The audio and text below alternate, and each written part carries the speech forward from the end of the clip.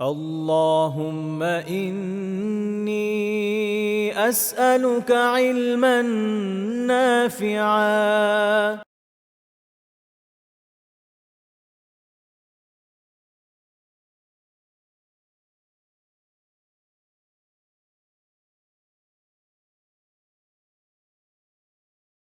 بالعالمين والصلاة والسلام على سيد المرسلين وعلى آله وأصحابه أجمعين আল্লাহ সুবহানাহু ওয়া তাআলার দরবারে আমরা অসংখ্য গণিত শুকরিয়া আদায় করছি। আল্লাহ সুবহানাহু ওয়া তাআলা আমাদেরকে দারসুল ইমানের আরেকটি হালাকাতে অংশগ্রহণ করার তৌফিক দান করছেন। আমরা তার প্রতি শুকরগুজার হয়ে পড়ছি আলহামদুলিল্লাহ।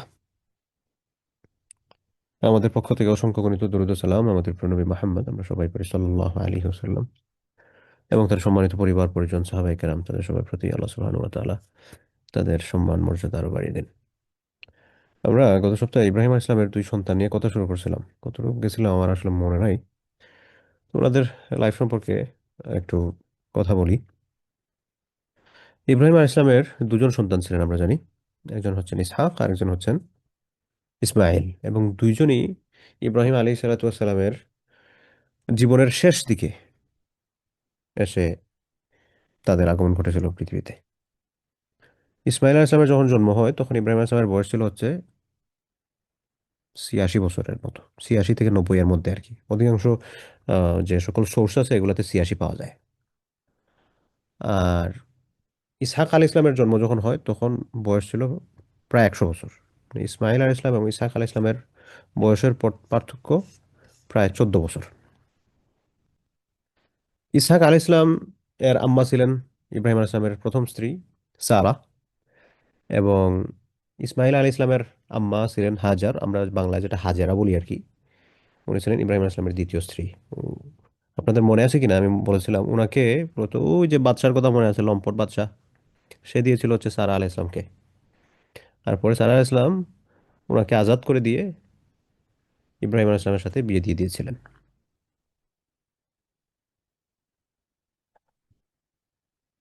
ইসহাক আলাইহিস সালাম এবং ইসমাইল আলাইহিস সালাম দুইজনই পর্যায়ক্রমে তাদের যখন বয়স ৪০ বছর হয় তখন তারা নবী হন। এবং ইসমাইল আলাইহিস সালামের ব্যাপারে আমি কথা বলেছিলাম যতটুকু মনে পড়তেছে, মক্কায় কিভাবে হিজরত করলেন, সেখানে যে জমজমের পানি, এরপর সেখানে আস্তে আস্তে বড় হতে লাগলেন। তারপর হচ্ছে ওই যে ইয়ামানি একটা ব্যবসায়িক গ্রুপ আসছিল, তারা আস্তে আস্তে বাসস্থান গড়লো এবং সেই গোত্রে তিনি বিয়ে করেছিলেন।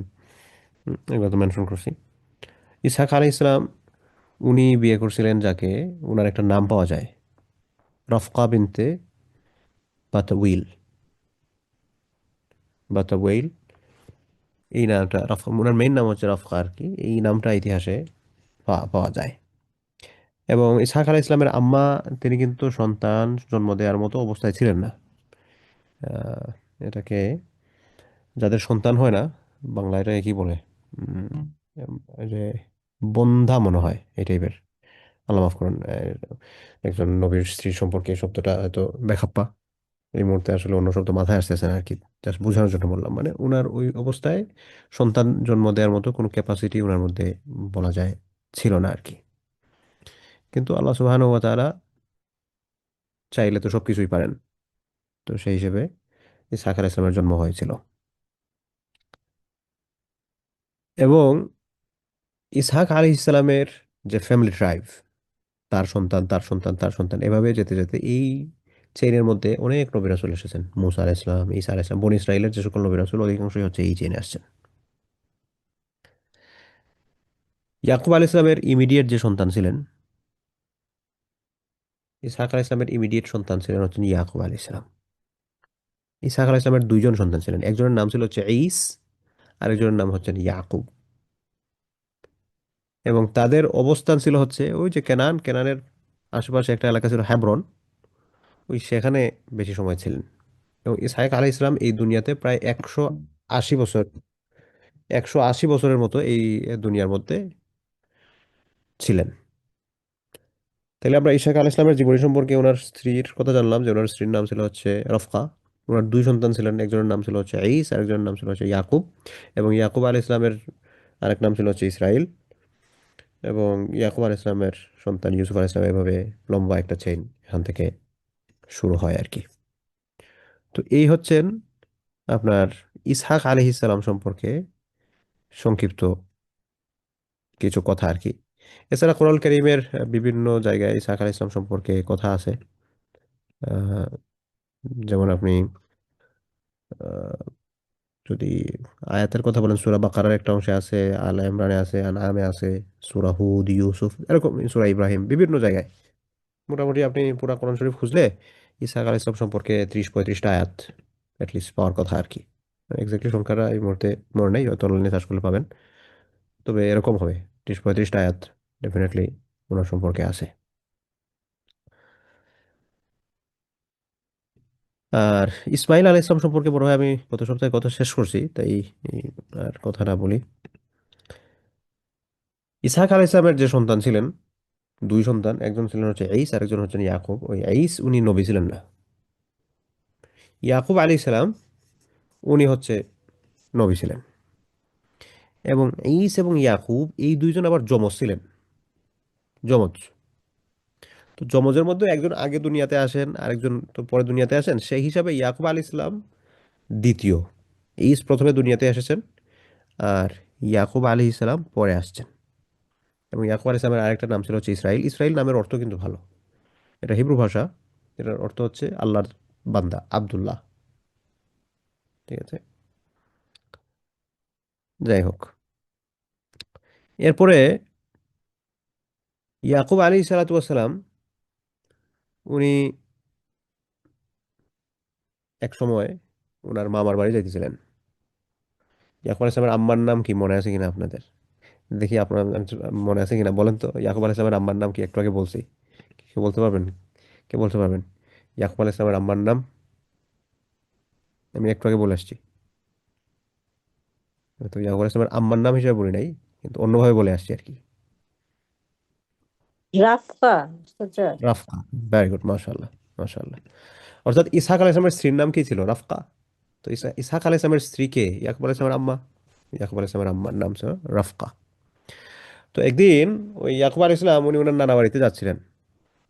তো যাওয়ার পথে উনি ওনাদের বাসস্থান ছিল, যে বললাম যে কেনান, আশপাশ, হেব্রন, এগুলো হচ্ছে ফিলিস্তিন, শাম, এগুলোর যে বিস্তৃত এরিয়া তৎকালীন সময় ওই অঞ্চলগুলোর মধ্যে ছিল। তো ওইখানে যাওয়ার পথে রাস্তার মধ্যে একটু ক্লান্ত হয়ে পড়ছেন। একটা পাথরের উপর উনি মাথা রেখে ঘুমায় গেছেন। এমত অবস্থায় স্বপ্নে দেখতেছেন যে একদল ফেরেশতা ওনার কাছে আসছেন। এরা আবার কখনো ওনার কাছে আসতেছেন, আবার আসমানে যাচ্ছেন। মানে আসমানে আসমানে উঠানামা চলতেছে আর কি। এরই মাঝে দেখতেছেন যে আল্লাহ সুবহানাহু ওয়া তাআলা ওনাকে বলতেছেন, ইন্নী সাউবারিকু আলাইকা, যে নিশ্চয় অচিরে আমি তোমার মধ্যে অনেক বরকত দিব। ওয়া উকাসসিরু যুররিয়াতাক, তোমার বংশকে আমি বাড়ায় দিব। ঠিক আছে? ওয়াজআল লাকা হাযিহিল আরদ, এবং আমি তোমার জন্য এই জমিন তোমার জন্য করে দিব, মানে তোমাকে এই জমিনের মালিক বানায় দিব। ঠিক আছে?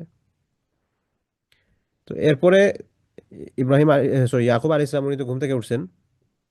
ঘুম থেকে উইটা উনি তো খুব খুশি, কত ভালো স্বপ্ন দেখছেন। তো তখন উনি মনে মনে মান্যত করেন যে উনি যদি সেফ সহি সালামতে উনি ওনার কাজটা শেষ করে ফ্যামিলিতে ফিরে আসেন, তাহলে যেখানে উনি ঘুমাইছিলেন ওইখানে উনি আহ, একটা মসজিদ টাইপ, মানে এবাদতের জায়গা আর কি, একটা মসজিদ টাইপ কোনো কিছু এখানে বানাবেন। এবং আল্লাহ সুবহানাহু ওয়া তাআলা ওনাকে যে সকল ইনকাম দিবেন, এই ইনকাম থেকে 10 ভাগের 1 ভাগ তিনি আল্লাহ রাস্তায় ব্যয় করবেন। এটা তিনি নিয়ত করলেন।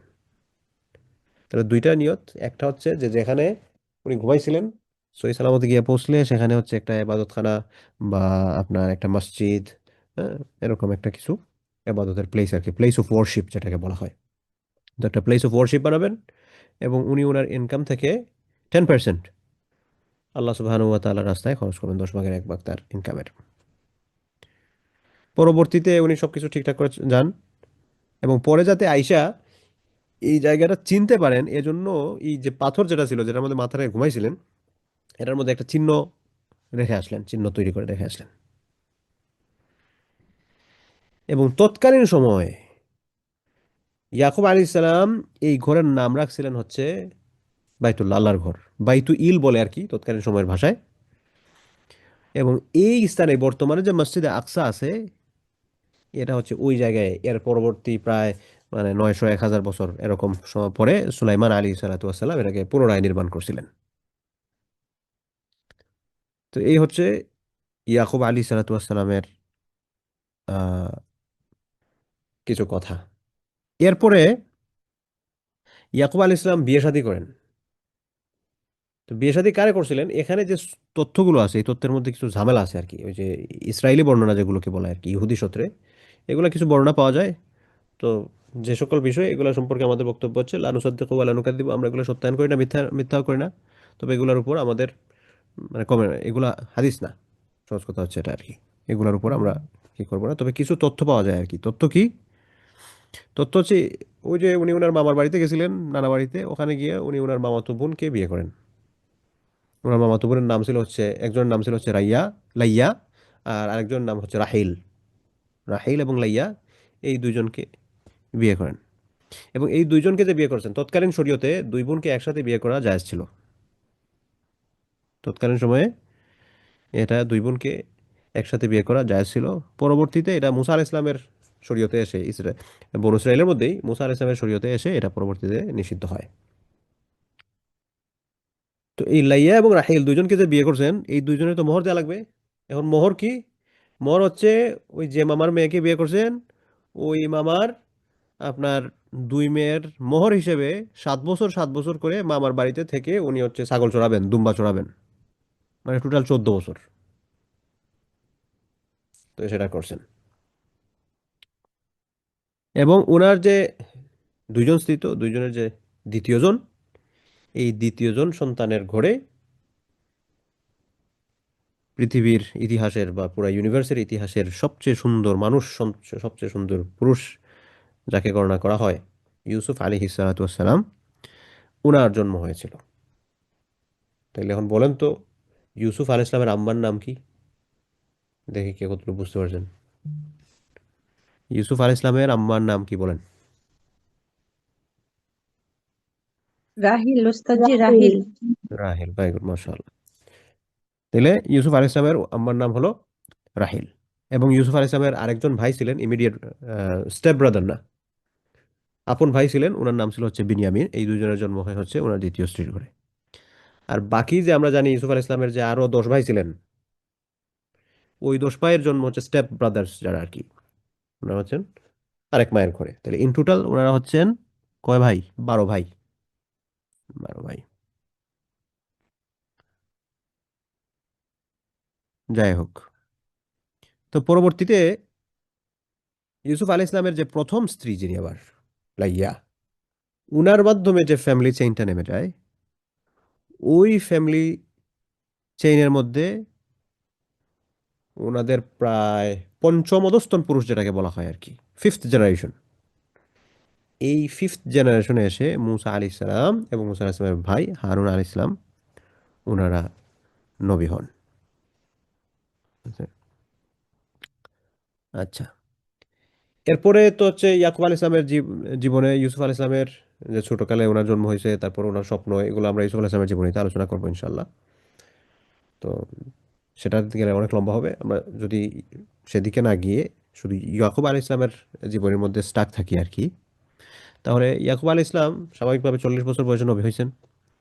এবং কোন এলাকায় ওনার দাওয়াতি কার্যক্রম পরিচালনা হতো, ওনার পরিধিটা কোথায় ছিল? সেটা হচ্ছে ফিলিস্তিন, শাম, ওই যে আশপাশের এলাকা, কেনান, হেব্রন, এগুলো ছিল হচ্ছে ইয়াকুব আলী ইসলামের দাওয়াতের জায়গা। এবং ইয়াকুব আলী সালাতাম যখন তার জীবনের শেষ দিকে, এই শেষ দিকে আসার পর উনি বেঁচে ছিলেন প্রায় 145 থেকে 150 বছরের মতো। 147 বলে একটা বর্ণনা পাওয়া যায়, আল্লাহু আলাম এক্স্যাক্টলি কত সংখ্যা, তবে অ্যারাউন্ড আর কি 145 to 150 এরকম ছিল হচ্ছে আর কি ওনার বয়স। তো ওনার জীবনের শেষ দিকে উনি ওসিয়ত করেছিলেন, আল্লাহ সুবহানাহু ওয়া তাআলা সূরা বাকারায় আনছেন, ওয়াসসা বিহা ইব্রাহিম ওয়া বানিহি ওয়া ইয়াকুব। ইব্রাহিম এবং ইয়াকুব আলাইহিস সালাম এই দুইজনই তারা তাদের সন্তানদেরকে ওসিয়ত করেছেন, উপদেশ দিয়েছেন। কি উপদেশ? ইয়া বানিয়া, হে আমার সন্তান, ইন্নাল্লাহ আস্তাফা লাকুমুদ্দিনা, নিশ্চয়, ইন্নাল্লাহ, নিশ্চয় আল্লাহ তাআলা, ইস্তাফা, মনোনীত করেছেন, লাকুম, তোমাদের জন্য মনোনীত করে দিয়েছেন, আদ-দীনা, দিনকে, জীবন ব্যবস্থাকে। ফালা তামুতুন্না ইল্লা ওয়া আনতুম মুসলিমুন, সুতরাং তোমরা মুসলমান না হয়ে মরো না। আমরা অনেকেই মনে করি মুসলমান মানে হচ্ছেন যারা মুহাম্মদ সাল্লাল্লাহু আলাইহি ওয়াসাল্লামের উম্মত, এরা হচ্ছেন মুসলমান। না, মুসলমান হচ্ছেন আদম আলাইহিস সালাম থেকে নিয়ে একবারে সবাই মুসলিম, সবাই মুসলিম। এর দলিল কি? এই যে দেখেন, এখানে একটা দলিল পেলেন। ইব্রাহিম আলাইহিস সালাম এবং ইয়াকুব আলাইহিস সালাম, তিনি তাদের সন্তানদেরকে বলছিলেন, ফালা তামুতুন্না ইল্লা ওয়া আনতুম মুসলিমুন, তোমরা মুসলমান না হয়ে মরো না। এরপর আল্লাহ সুবহানাহু ওয়া তাআলা বলেন, আম কুনতুম শুহাদা, তোমরা কি সেখানে হাজির ছিলে, সাক্ষী ছিলে, ইদ হাদারা ইয়াকুব আল মাউত, যখন ইয়াকুব আলাইহিস সালামের কাছে মৃত্যু উপস্থিত হয়, ইদ ক্বালা লিবানিহি, যখন তিনি তার সন্তানদেরকে বলছিলেন, মা তা'বুদুনা মিন বাদি, তোমরা আমার পরে কার ইবাদত করবা? আমি যখন দুনিয়া থেকে চলে চলে যাব, তোমরা কার ইবাদত করবে? ক্বালু না'বুদু ইলাহাকা, তখন ওনার সন্তানেরা বলেছিল, না'বুদু ইলাহাকা, আমরা আপনার প্রভুর ইবাদত, আপনার মাবুদের, ইলাহ শব্দের অর্থ হচ্ছে মাবুদ, যার উপাসনা করা হয় আর কি। প্রভু হচ্ছে রবের অনুবাদ, ইলাহের অনুবাদ প্রভু হয় না। ক্বালু, তারা বলল, না'বুদু ইলাহাকা, আমরা আপনার যে মাবুদ আছেন, আপনার যে উপাস্য আছেন, উনার ইবাদত করব। ওয়া ইলাহা আবাইকা, এবং শুধু আপনার মাবুদ না, আপনার আব্বাদের মাবুদ যিনি ছিলেন। আপনার আব্বা কারা? ইব্রাহিম ওয়া ইসমাইল ওয়া ইসহাক, ইব্রাহিমের মাবুদ যিনি ছিলেন, ইসমাইলের মাবুদ যিনি ছিলেন, ইসহাকের মাবুদ যিনি ছিলেন, তিনি কে? ইলাহা ওয়াহিদা, এক মাবুদ, এক উপাস্য। আমরা তার তার আমরা হচ্ছে ইবাদত করব। ওয়া নাহনু লাহু মুসলিমুন, এবং আমরা হচ্ছি মুসলমান। এই মুসলমান মানে কি? আমরা আত্মসমর্পণকারী, আমরা আত্মসমর্পণ করছি, তার প্রতি আমরা নিজেদেরকে সমর্পণ করে দিয়েছি। এখান থেকে আমরা বুঝতে পারলাম যে ইব্রাহিম আলাইহিস সালাতু ওয়াস সালাম এবং ইয়াকুব আলাইহিস সালাম, ওনারা ওনাদের সন্তানদেরকে মুসলমান হওয়ার কথা বলে গেছেন, মুসলমান হওয়ার কথা বলে গেছেন। এখান থেকে বর্তমানে যারা জিউস আছে আর কি, তারা মনে করে তারাই হচ্ছে একমাত্র ধর্ম, আর বাকি আর এরপরে আর কোনো কিছু নাই। অথচ তাদের নবী তাদেরকে বলে গিয়েছেন হচ্ছে মুসলমান হওয়ার জন্য। মুসলমান মানে কি? এক আল্লাহর প্রতি বিশ্বাস করার জন্য পরবর্তী আহগুলোর কথা মেনশন করে দিয়ে গেছে। কিন্তু তারা সেগুলোতে বিশ্বাস করে না, তাদের মতো করে তারা তাদের ধর্মকে সাজিয়ে নিয়েছে। ইব্রাহিম আলাইহিস সালামকে আল্লাহ তাআলা উদ্দেশ্য করে বলছেন মুসলমান হওয়ার জন্য, ইদ ক্বালা লাহু রাব্বুহু আসলিম, যখন তার প্রভু তাকে বললেন, আসলিম, তুমি আত্মসমর্পণ করো, ইসলাম ইসলাম গ্রহণ করো। ক্বালা আসলামতু লিরাব্বিল আলামিন, আমি সমস্ত জাহানের প্রতিপালকের জন্য আমি নিজেকে সমর্পণ করলাম। ঠিক আছে, যাই হোক। তো এই হচ্ছে ইব্রাহিম আলী সালাতাম, সরি, ইয়াকুব আলী সালাতাম সম্পর্কে সংক্ষিপ্ত কিছু কথা। এর আগে আমরা ইসহাক আলাইহিস সালাম সম্পর্কে কিছু সংক্ষিপ্ত কথা বললাম।